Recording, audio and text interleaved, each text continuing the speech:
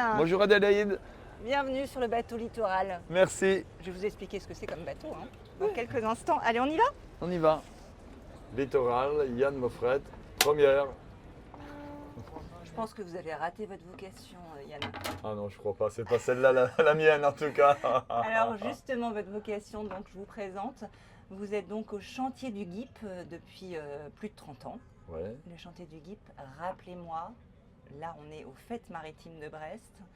Et on peut dire que les chantiers du GIP sont intimement, de manière très très proche, liés à ces fêtes maritimes. On est intimement liés aux fêtes maritimes. En fait, le chantier, Intimement, on peut le dire. comme le chantier, comme vous me le disiez, j'y suis depuis 79 à l'île aux Moines et depuis 79 on reconstruit des bateaux historiques. Et en 91, on est venu aux premières fêtes de Brest. Nous, on est venu en 91 construire la recouvrance qui a été lancée dans le 5e bassin avec la grue de l'Arsenal. C'était extraordinaire.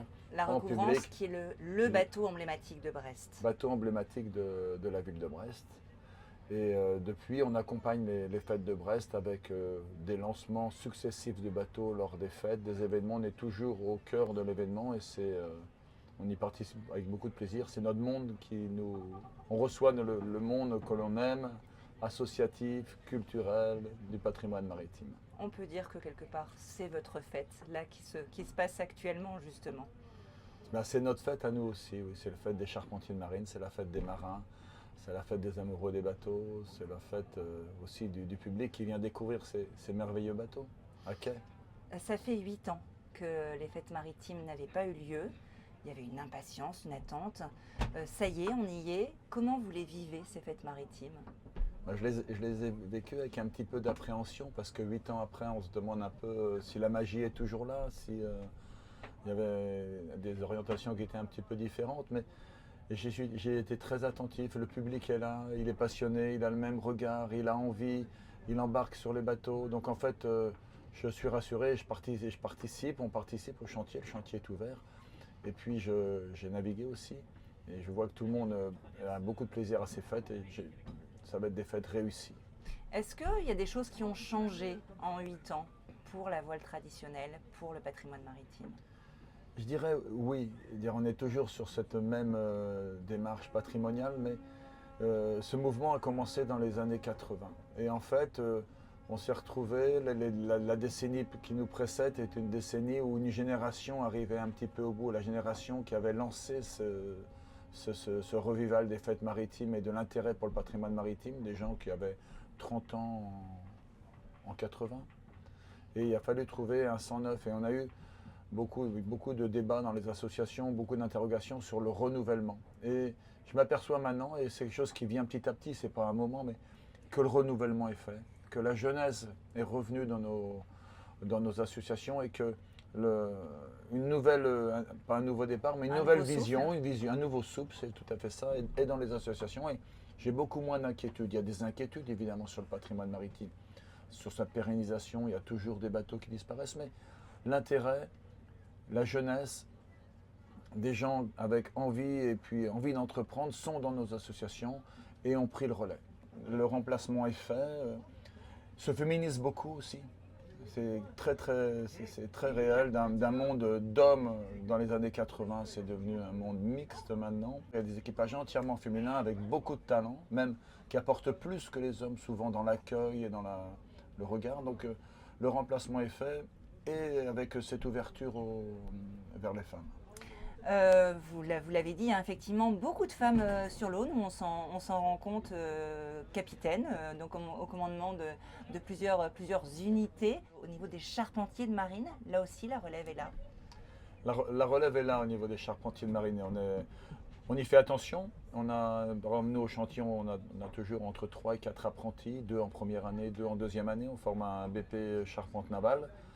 Et je vois que les centres de formation, évidemment, les choses changent, s'adaptent. Hein, la formation est en perpétuelle évolution, mais nos centres de formation qui sont à Douarnenez, avec les ateliers de l'enfer, à Mesquer, avec Collarmore, les lycées, justement en Bretagne, on a un lycée, le lycée de Concarneau, s'est emparé de la charpente navale et forme nos jeunes. Donc on a les ressources derrière en formation. Oui. Charpentier de marine, ça reste un métier de niche, mais il y a du boulot.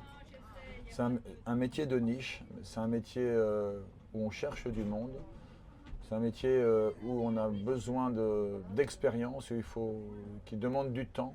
Les jeunes qui vont s'investir doivent savoir qu'ils vont devoir rester dans le métier pour petit à petit le maîtriser, en sachant que notre métier a beaucoup évolué. Notre métier, qui dans les années 60-70, c'était un métier où souvent le charpentier faisait un type de bateau, il le faisait évoluer de manière très régulière mais assez lente, donc profitait de son expérience, capitalisait son expérience au fur et à mesure sur un type de bateau. Maintenant, par exemple, au chantier du GIP, on reçoit à chaque fois un bateau complètement différent, d'une culture différente, d'une approche différente, technique dans son histoire. Et donc on a besoin d'un spectre d'expérience beaucoup plus large pour maîtriser son métier. C'est pas parce qu'on maîtrise la construction d'un type de bateau.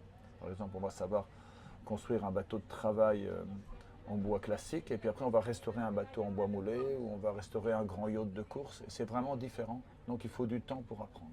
Vous, Yann Mauffret, pourquoi vous avez fait ce métier de charpentier de marine si on revient quelques années en arrière? J'ai fait ce métier de charpentier de marine, quand j'ai commencé à rêver à ce métier, j'avais 16 ans. C'était l'époque de Moitessier, des Damiens, c'était l'époque de les gens partaient autour du monde, recherchaient un monde différent, c'était la recherche ça vient de mon adolescence, et je me suis dit je vais me construire un bateau, pour moi, pour partir faire le tour du monde. Et la manière, j'avais pas d'argent, je me suis dit comment je vais faire, il faut que j'apprenne à les construire. Donc j'ai appris ce métier, mais j'étais pris par ce métier, j'étais complètement finalement... je suis resté charpentier de marine, je ne suis pas devenu marin, même si je navigue, j'ai un bateau. Je suis resté charpentier de marine et j'ai poussé ce métier jusqu'au bout. Je travaille depuis 75, vous voyez, j'ai vu beaucoup de bateaux différents.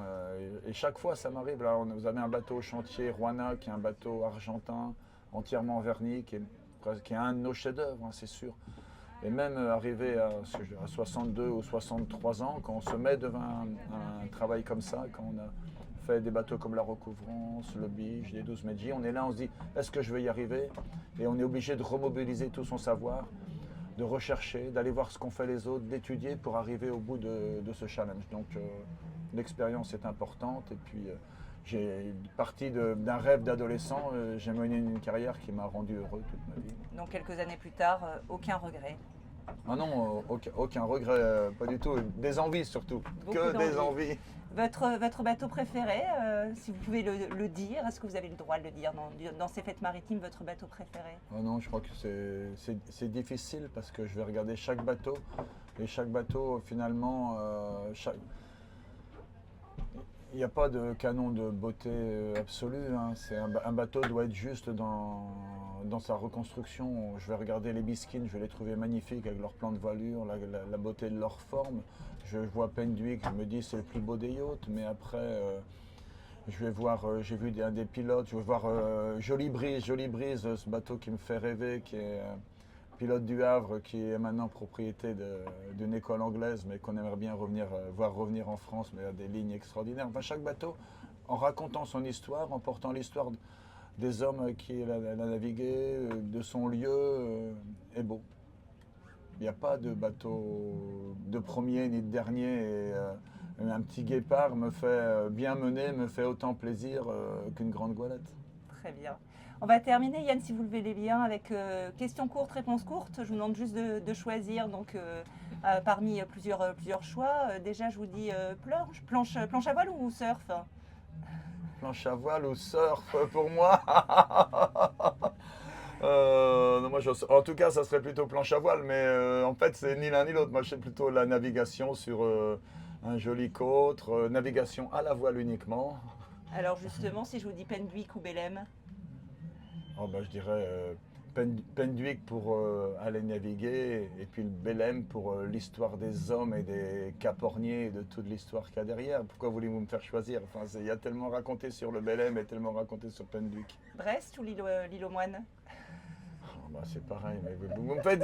Ah oui, il faut choisir. L'île aux Moines, c'est la poésie, c'est ma jeunesse, donc évidemment...